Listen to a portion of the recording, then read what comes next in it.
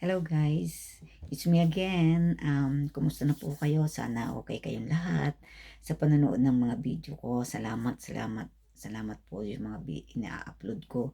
Thank you sa pagsuporta nyo sa akin at I really appreciate it.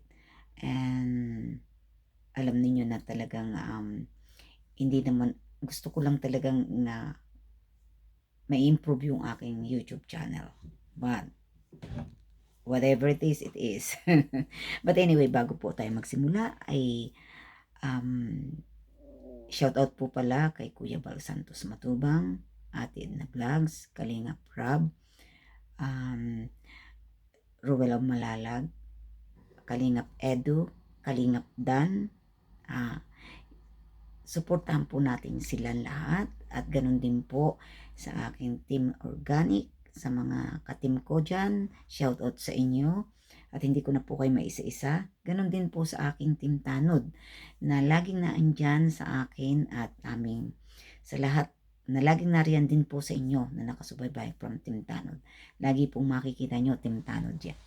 So anyway, narito po ako para bigyan ng kaunting reaksyon ang dalawang nagmamahalan. Ayan na.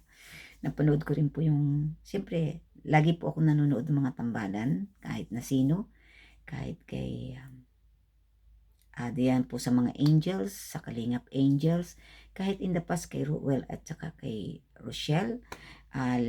Lately po, mayroon po akong, in the past po, meron po akong reaction sa kanilang dalawa.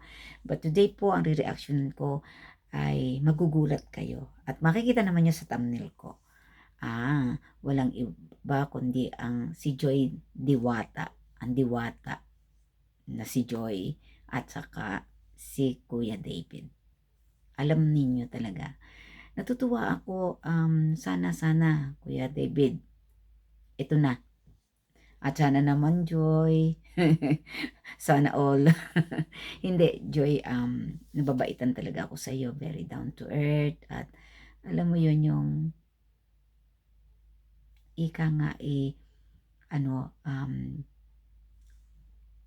umaano ka sa agos, sumasama ka sa agos, kahit anong ipagawa, kahit anong sa iyo, kung tutuusin, you are old enough. I mean, you are more than, I think 18, 19, I don't remember if kung anong age mo, pero I'm sure na ikaw ay nasa tamang edad na.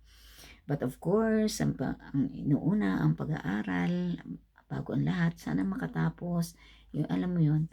Pero dito sa love team ni na Kuya, ni David, ng Kalingap, ng K-Boys, at saka nitong ating si Diwata, Joy, ay napapaindak naman ako ng konti. Kahit na medyo may edad na, kasi mature na sila. Alam niyo, suportado ako sa kanila I mean, nakakatuwa. Palibasa nga, mature na, hindi katulad ng mga love team na talagang yung nakakakilig, kagaya ni na Jomcar, di ba? Dito, ika nga si Joy yata ang sa Kalingap Angels na 18 na. So, pwede na boyfriend. Di ba nanay? Naku, nanay, wag kang magagalit sa akin. Hindi akin lang po kinuha dahil love team na rin po sila ni Kuya David. At isa na ako, buto kay Joy at saka kay Kuya David. Of course, kailangan nating sana totoo yung nakikita natin. Sweet, very very sweet talaga. Although nahihiya pa rin si Joy kasi I don't know kung bakit, pero nandan yung parang yung, alam mo yung may mga respeto to each other na talagang makukuha mo naman. Masasabi mo naman talagang nakakakilig o nakakatuwang panoodin. Sana may mga teenager din na nanonood kahit na as a love team na alam yun, yung nakakapagpakilig sa kanila. Kami nga siguro yung mga viewers ninyo more than 40 above. But anyway, nandito po tayo para bigyan po siya ng magandang reaksyon. Kasi nakikita ko dito kay Joy, napakabait din pong bata. At syempre, Siguro dahil nga matured na siya, nasa tamang edad na siya, iba yung kilos niya na nababagay para sa, sa katulad ni David. At sana, David ha, kung sakasakali man talaga na kayo, na ikaw ay nanliligaw kay Joy o whatever, sana pagpatuloy mo. Baka naman ay may chance. Kung baka naman kayo na, okay na din yun. Talagang butong-buto. Ay, sabi ko sa iyo, isa ako sa pag talagang kayo na ha, isa ako sa magtitreat. Isa ako mag-i-sponsor na magtitreat sa inyong dalawa. No, of course, kasama ang K-Boys. Kaya, siguraduhin mo lang. No, yeah, it was true. Hindi ko naman kinukuha na, susuport ako sa inyong dalawa na kumain sa labas. Isang trip na pumunta kayo ng labas, kumain, mag-enjoy. Yun. At, syempre, ako kasi, lahat sinusuportahan ko. Naghanap nga ako sa bawat love team ng Angels at saka even it's not love team kagaya kay Daralas. Yesterday, nakapag-reaction ako sa kanya kasi nakita ko yung pagiging responsable niyang bata. At napakabait din. Sana yung mga I'm hoping na sa pamamagitan ni Kalinga Prab na nakikita ninyo yung mga batang ito, sana wag silang magbago. Sana kahit may mga sponsor na o nagdadirect sa kanila, sana wag silang magbago. Kasi ang isipin natin, hindi natin mararating yun o yung kinalalagyan nyo ngayon kung hindi dahil sa Kalingap, kung hindi dahil kay Kalinga Prab. At sa mga of course, naka-scout sa inyo. Shout out pala sa iyo kay Kabayan na si Andy Kayakap.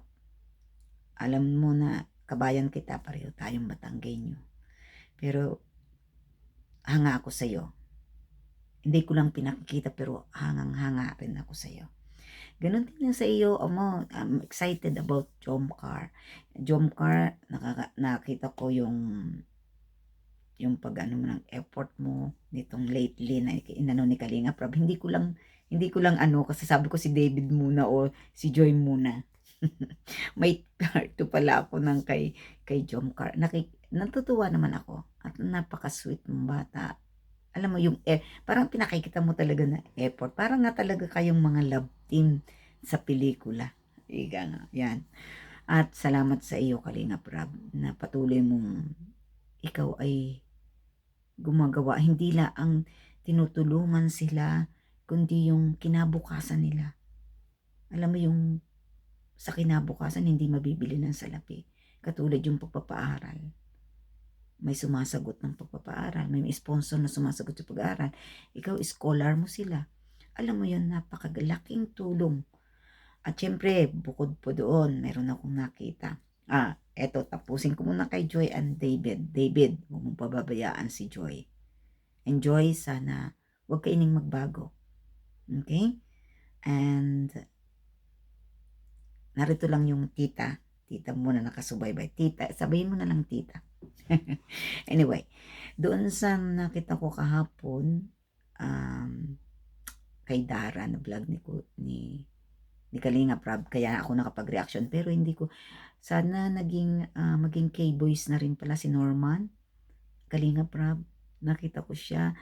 Isa rin yun sa pinakamahalagang nagawa mo na tulong sa tao, yung magkaroon ng paningin ng isang tao.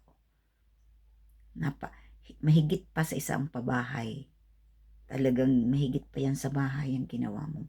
Pagsalba, ika nga kay Norman. Sana maging K-Boys din siya at para matulungan pa at improve, lalong matulungan mo pa siya. Kaya salamat Kalinga Prab, salamat. At ganun din po sa ating mga Kalingap Angels. Sana nga laging nakalapat ang paa natin sa lupa. Kahit anong mangyari, natulungan kayo ng Kalingap, gawin ninyo na maging karapat-dapat kayo. At you never know, maging successful talaga kayo dahil doon, dahil sa Kalingap. Napakagandang opportunity na yung inyong na natatanggap. Bihira. Kaya ika nga anuhin ninyo, yakapin ninyo habang nandyan pa. At matutong magtipid at hindi abusuhin. And thank you again sa kay Kalingap Rab. At syempre, doon po sa ating iangat na mga charity vlogger, like example, Kalingap Bilma, please subscribe po kay Kalingap Bilma. Ganun po kay Kuya Gimo TV. Paki-subscribe din po sa kanila. At syempre, kung makipapanood po, napaka-small po yung kanila. Ika nga, ang mga viewers nila, wala pa. Actually, si Gimo, monetize na. Pero si Kalingap Bilma po, ay hindi pa siya monetize. Pero tumutulong na po siya. Tumutulong na siya sa mga nangangailangan. Meron po siya mga binablog. Sana yung lahat po na sumusuporta sa akin, paki-support niya si Bilma Antonio, Kalingap Bilma. Ngayon po ay Kalingap Bilma, dati Bilma Antonio, ngayon Kalingap Bilma. Paki-support po. At yung pong mga hindi Kalingap, please support Gimo TV, Kalingap Bilma. At the moment, at saka siyempre sa mga Team Tanod ko, meron po silang mga YouTube pala na hindi ko alam na si Zane Official, Nasi TV, Marley Guason, who else? Yung pala, Kalingap Bilma, Mali Parilla, siya po ay nasa America anyway. But please, sa lahat pong magsisip, visit po si Kalingap Bilma at ang ating mga kasamahan ko dyan sa mga member ko ng Team Tanod at Gimo TV.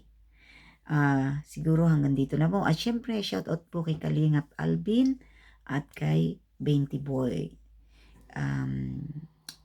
Saludo ako sa inyo. Syempre, please, wag po nating iwanan at magkaisa tayo lahat para sa Kalingap, sa pangunguna po ng ating ama ng Kalingap na si Kuya Bal Santos Matubang. Sana patuloy po ang pagkikilik ninyo sa kanya, sa ating lahat para magkaisa at magkaroon ng magandang more adhikain, yung mapalawak ang adhikain ng Kalingap. Salamat po at see you again. Thank you guys. Thank you.